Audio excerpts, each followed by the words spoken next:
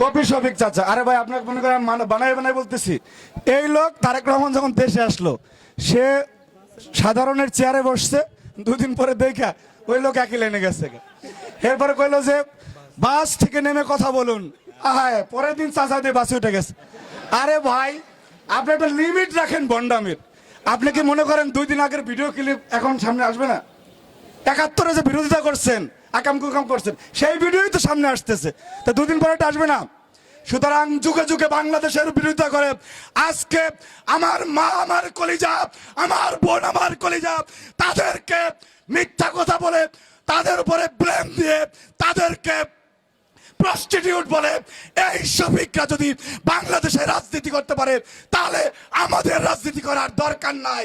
সুতরাং আমরা ঐক্যবদ্ধভাবে 71 থেকে 24-এ যারা বাংলাদেশের বিরোধিতা করেছে, আজকে আরেকটা কথা বলে শেষ করি। আমরা প্রত্যেক নামাজে এইখানে একজনে নীলক্ষেতের ভিপি ডাকসুর কি নাম জানে কি, সাদিক কায়েম ভাই, ছাত্রলীগ করতো তো, সব ছাত্রলীগের নেতারকে আপনার নাম মনে থাকবে নাকি? মনে থাকবে।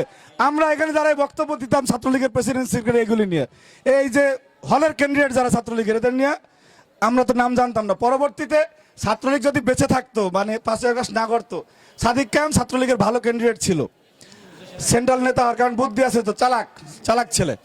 এখন সে তাদের একমাত্র ন্যারেটিভ ছিল কি, তারা আপনার লেজুর ভিত্তি করে না। ঢাকা বিশ্ববিদ্যালয়ে যারা আছেন এই যে শুনতেছেন, লেজুর ভিত্তি করে না। একটা মানুষ কত বড় বাটপার হইতে পারে। এরা এখন কোথায়? এখন এই মুহূর্তে কোথায়? দাঁড়িপাল্লার ভোট চাইতেছে। রাকিব নাসির কোথায়? অপরাজয় বাংলার সামনে রাকিব নাসির কোথায়? সাদিক কায়েম কোথায়? লেজুর ভিত্তি কারা করে? লেজুর ভিত্তি কারা করে? ঢাকা বিশ্ববিদ্যালয়ের শিক্ষার্থীরা আপনাদের সাথে স্পষ্টভাবে প্রতারণা করে এরা আজকে খ্যাপ মেরে মেরে ঘুরতেছে। সুতরাং এই রাজাকারের উত্তরসূরি যারা, আমি আবার ওই কথা কইলে অন্যদিকে যাবে, এদেরকে আপনারা বয়কট করবেন। সর্বশেষ বক্তব্য, এই দেশে 46 থেকে 50 লক্ষ আমাদের মা বোন গার্মেন্টসে চাকরি করে, কর্মজীবী, তাদেরকে যে শব্দ চয়ন এই যে কপি শফিক চাচা করেছেন,